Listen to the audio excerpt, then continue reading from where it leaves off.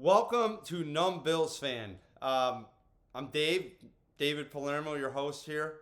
I'm here off work. I mean, in between work, on a lunch. And that's why I look like I'm working. And I have paint in my sideburn because that's what I do today is deal with trippy paint. Man, I have some things to talk about today. I feel very unprepared. If you're watching, you can tell I have a glove over my mic. I did not like my audio before. And I lost my phone piece. So I put a Bills glove with the little middle finger here, which is sweet.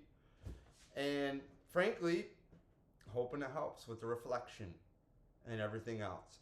All right, so the Bills. Let's get right into it with the notes I don't have. Josh Allen was the MVP. That's why you put him in the MVP category. 2 rushing touchdowns, 2 passing touchdowns against the Arizona Cardinals, who are sleepy good. You can't sleep on any team in the league. Marvin Harrison Jr., nothing happened. That's what you get for missing camp. Obviously, he knows his value. Appreciate that.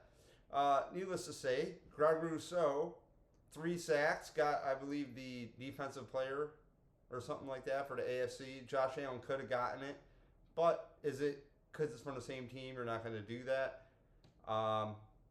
Joe Mixon got it. And this is all puppeted information right from Locked On Bills, Joe Marino. Shout out to him. If you want a good informational podcast, he's by himself. It's freaking great. It's packed with condensed information, and I like it.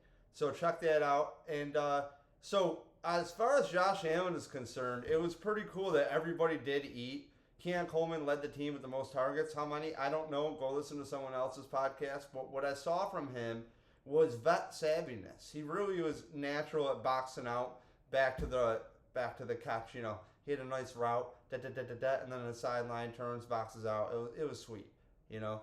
And that's what you're looking to see.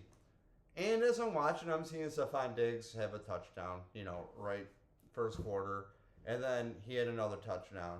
And then allegedly we find out he was schemed open. I don't give a shit. The Bills had Stephon Diggs, and it was about it. You had Gabe Davis, which I thought was a fine number 2, I guess. I couldn't really find reasons to hate on Gabe Davis.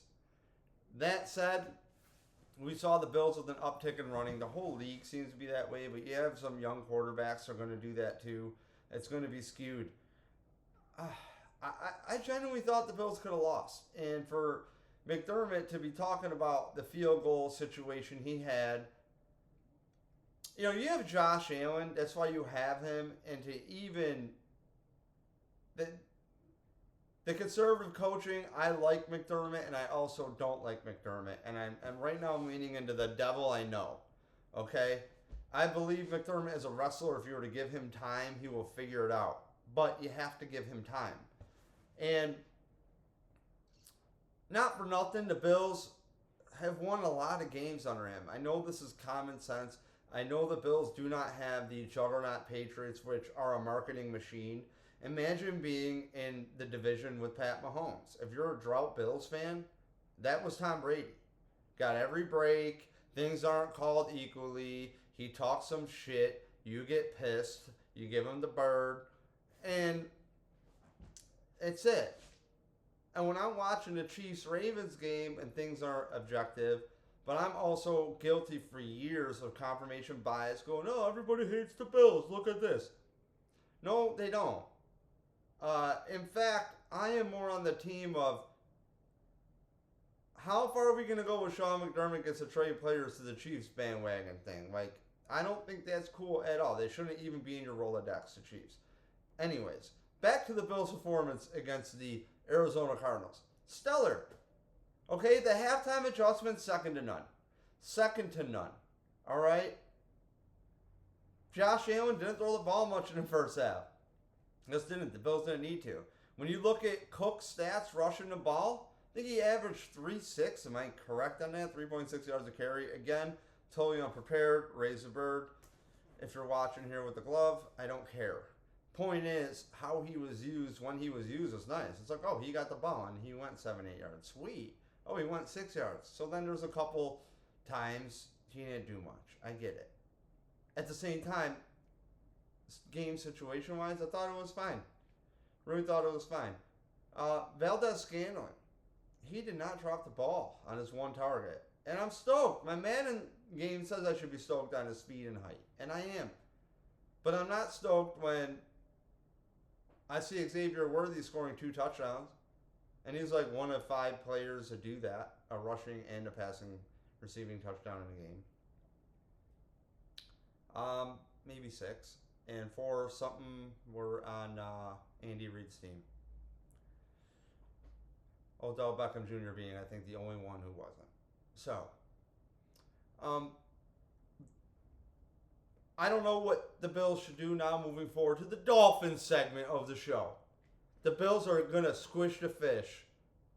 There's usually years, I think I've gone every time last few years, and this year I'm not, for the first time in years. And I will admit, I like the tailgating experiment in Miami. I think the music's good. I prefer a little more of the Spanish music compared to country.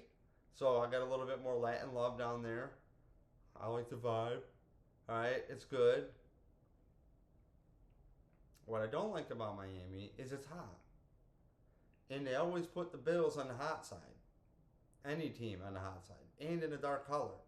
So when the Bills are melting and going into that first game with Tua and Allen, where Tua smashed his head and the Bills won, I said going into that game, don't sleep on the Dolphins. All my football heads who go, oh, you never played look of football. I don't fucking need to. Because clearly you hit your head too many times. And I can tell you, the Bills lost that game. I was there. It's a good time. I like being right. I don't want to root for the Bills to lose, but at a certain fucking point, I get a little annoyed being fed bullshit down my throat. Alright? Now look, we talked last week about our man here, Keon Coleman, dude. That jacket rules, I guess. You know, I had a first down jacket back in the day. Forget about it. It was nice. It was blue. It was puffy. It was comfy. It had a lot more down than in that jacket. Keon Coleman, you need more down in that jacket. Just saying. So look, I don't know what this dude's going to do this game. I don't know what any receivers are going to do in this game. But I thought Keon Coleman looked promising. I don't want to wait 2-3 years for him to develop. We need it now. And I'm worried that with the Dolphins, when you get down to a 1st and 20, a 3rd and 20, a 2nd and 20, you have 20 yards to go, who are you throwing the ball to? The speed isn't there. And if I'm Miami, I actually brought a whiteboard out. Actually, it's my makeshift whiteboard. It's a drum head. What I would do to beat the Bills, okay, if I was Miami to game plan this out, take this jacket down. We do have Robe Guy. Don't forget about Robe Guy. Robe Guy squished a fish in Hollywood. Not California. North of Miami, okay? Years back. Keon Coleman, he needs a big game. I don't know what to expect. Because when the Bills go down, if they go down, hey, the Dolphins only have the fastest guys. I was going on their list today. I could do it. Solo it up. How many guys ran under a 4.4 on their roster? Wide receiver Anthony Schwartz, 4.27 pro day. Tyreek Hill, 4.29 pro day. Achane, running back, 4.32 combine. Raheem Mostert, oh, he's really old. Still ran a 4.34. And if you want to doubt that, go watch T.O. run. He's still trying to get an elite. All right? Jalen Waddle, 4.37. Jalen Wright, running back, 4.38 combine. Cornerback, 4.39 pro day is Ethan Bonner. We don't need to worry about the cornerback, okay? Oh, the other cornerback, 4.43 at the combine. They're literally, if they're that fast, just going to be chilling. Keon Coleman ran the slowest combine time. But he can run routes, it seems like. I was, again, not disappointed. But I said it last podcast episode. It's amazing that the Bills got a receiver who clogs the media like Diggs. And he pretty much seems like a Gabe Davis. call me crazy, but if you flood him with targets, you can definitely change that narrative. And then everybody will run with it because that's what freaking happens. So as far as I'm concerned, if I was to draw up a play, I would take... We're not going to draw... Okay, we'll draw a line. Like I know what the hell I'm doing here. Okay?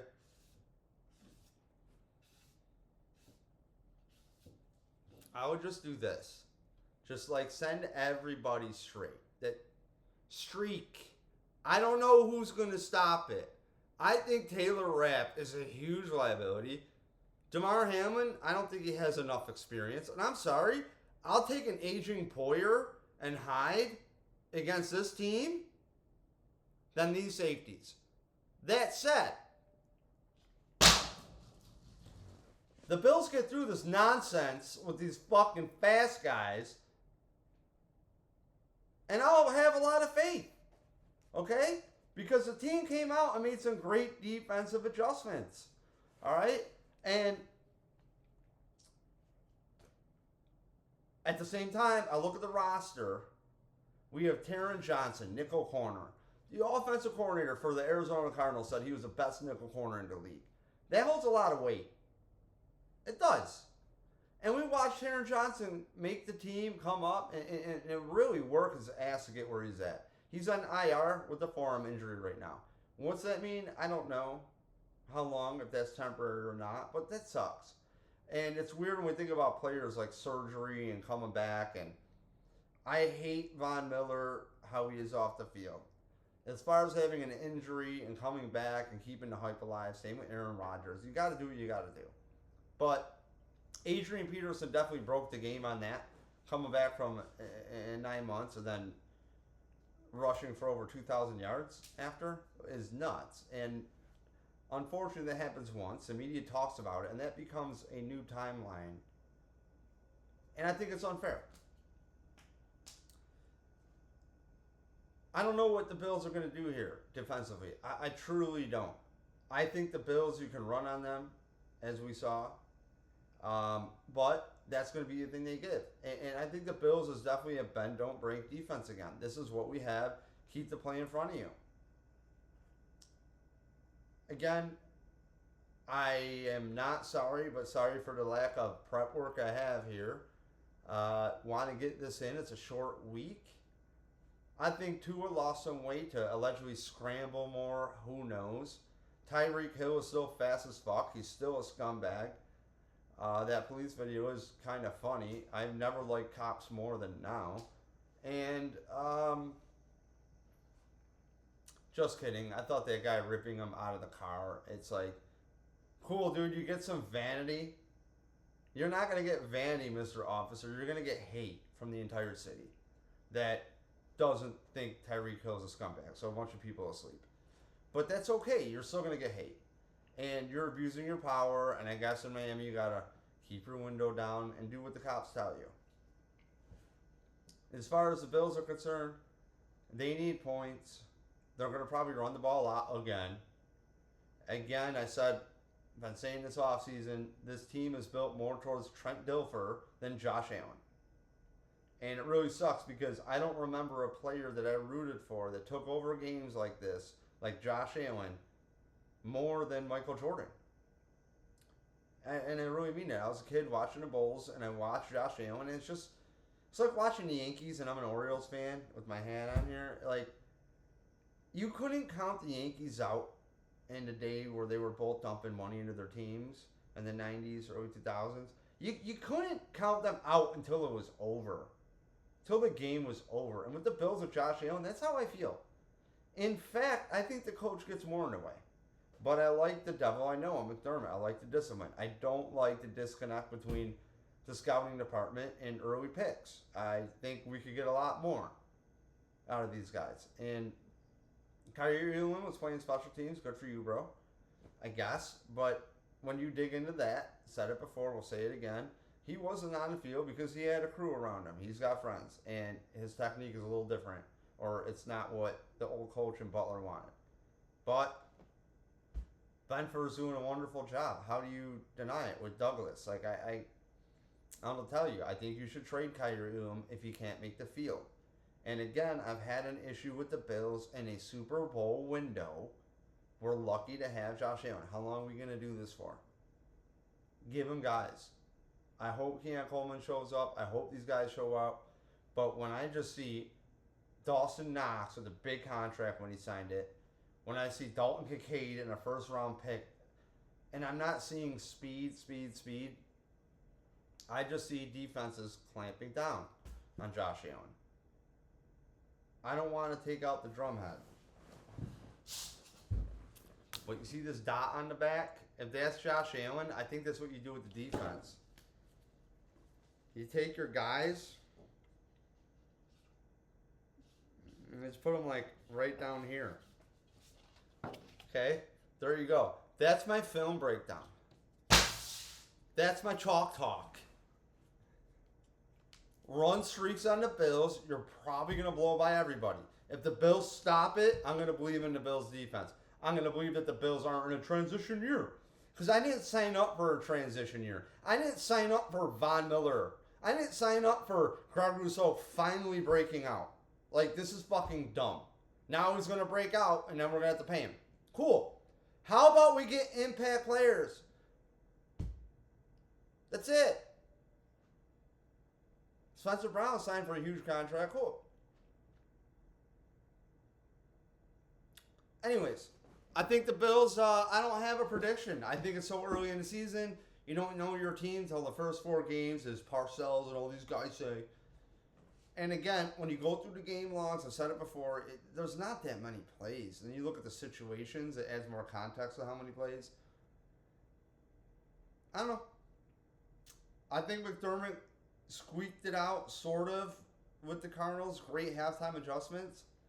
But I really need to see some dominance. I want to see the team not run through Allen, but there's a reason at 12-team draft, I had the number 1 pick, and I took him. I bit down, I didn't want to.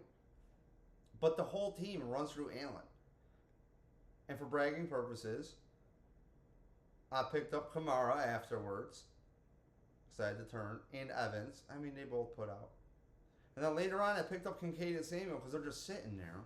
And I'm thinking they can go up in value. I played Kincaid. He got 2.3 points. Again, first 4 games of the season. Maybe the Bills don't want to show everything. They want to win the game. I get all that. The Dolphins are a different story. I think they are totally how the... if you put Josh Allen on the Dolphins with those receivers, you wouldn't feel a lot better. I'm sorry. Call me nuts, but Josh Allen could play on the Jets or on the Dolphins or have those receivers, and I think we'd be better off. I like the build of that team. And the team for the Bills looks like it's built by a fucking defensive guy who wants to run the ball with a generational quarterback. And I get it. That's where the league has been going. I've been saying it for years. It's going back to that. And it's crazy to think that we got to maybe handcuff a running back again, Steve McCaffrey, which that situation was crazy. But remember, that's Shanahan with that kid, forgot his name. Then he had more snaps in that game than he has had since high school, that backup running back for the 49ers. He had a breakout game, then he has to fight off the media because he accidentally spoke about when he was told to he got the start. And, he's new. He's green to it. But he crushed. Again, this is the same guy. They had Raheem Morris do some stuff, late round pick, when they were with the Foreskins over there at the Redskins with his father. So it's, again, I don't know where the league is heading, but I actually, it's a lie. I just said it. I think I do know that. I'm totally lying. I just don't like the build for the Bills with Josh Allen. And this game, I cannot wait for the show, the post-game show with Nate Geary, the overtime show with Nate Geary. I love Showman Bulldogs show afterwards, too, and it's great. I root for great radio, I guess, these days. I root for the Bills team, but I'll be honest, I'm very jaded. I'm sick of being fucking lied to in a bad way. Like, Bills, do a better job at lying to me. All I heard about was Keon Coleman's jacket. And then I hear one reporter at a camp talking about Josh Allen doesn't have chemistry with Keon Coleman. He's like a national reporter guy. It didn't lack, I think, in the game against Arizona, but it's still early. If Keon Coleman can not bust, it's going to be awesome. We're going to have a good year. Again, it's early. Really curious to see what happens. And I'm just rambling here. I have nothing for you besides don't fuck up, McDermott. Don't be conservative. You have Josh Allen. And I just hope you have some kind of chess game to spread out the defense, to thin them down. I don't know what you're going to do, but I just see everybody coming down, containing Josh Allen, playing more in the box. I just don't see the speed on the team for the Bills to get behind this defense. Maybe I'm nuts, don't know what I'm talking about. I get Poyer's older. The Bills have the Dolphins also have Phins Neal, promising player, and they have all the intel on the Bills, and the Bills have Mike White, the backup quarterback from the Dolphins. I get it. But you have to remember that they can interview these players all they want. The coaches, there's only so many different trees for coaches over the years. Okay? There's only so many different systems. The Bills know what they're getting. The Dolphins know what they're getting. But it's still just the first 4 game feel, which I think is overweighing everything else because we don't know how they're going to be using their personnel yet. So I think it's a very interesting matchup. Thursday night game. The whole Dolphins team allegedly is still pissed over this Tyreek Hill situation, getting arrested. They're all hyped. They're helping him out. I think Tyreek's a fucking scumbag, just like Von Miller. And I will keep saying that. Like, you guys are scum. You shouldn't even be in the fucking league. You should be in jail. And I don't even like it. So, here we go. I'm virtue signaling like I'm some grandiose person. I'm not. I just don't hang out with people who beat pregnant women or break their kids' limbs. That's all. So, go Bills. I guess we're in for a reality check against the Phins today. And Thursday night football. Cool. Enjoy. I'm your host, David Palermo. If you want to see some short content or call to actions pretty much, make sure you hit us up on TikTok, Instagram. Also, I'm on X. I do most of the shit talk. I usually get really inspired, and this is grinding my gears. So if you go through the feed, it might be lacking, but I don't have time to be on X. I'm actually overwhelmed with social media. I can't even write a song without thinking about the social media breakdown. I don't write songs actually because it's how much I'm overwhelmed with nothing. So here we go. Another podcast down, media thing. Thank you for all the support. Hit the website every week. Our writer Tim Avery at numbillsfan.com, which also has all of our socials up there if you just want to click through. He writes an article every week. He wrote one last week. I don't know what it's called. Just check every week. That's at the Tim Avery on Instagram. I'm David J. Palermo on the gram. Bills fan everywhere. And the content is posted from moi, yours truly. So go Bills. Hope you're having fun in Miami at the game, not getting arrested. And the Bills hopefully won't be that warm playing today. And we won't have to hear about some fucking made up excuse on Twitter or X of why the Bills lost. And the worst part about when the Bills lose is when going into the week, social media Bills fans, especially on X, are talking so much fucking shit. It's embarrassing to be a Bills fan sometimes. I don't represent that squad, okay? Do you, boo? I appreciate you for being active. Go Bills, oh my God! But it's not the lovable losers anymore. The Bills are a very good team. They're a perennial Super Bowl contender. When I look around the league, I realize how good we have it as Bills fans. But when I look under the hood at remembering the Bills and how awesome of a machine the Patriots were, and I compare them to that, they're not even fucking close. Go Bills, and I'm your host, David Palermo. I am done. Toodles. Oh, subscribe, tell your friends. Peace.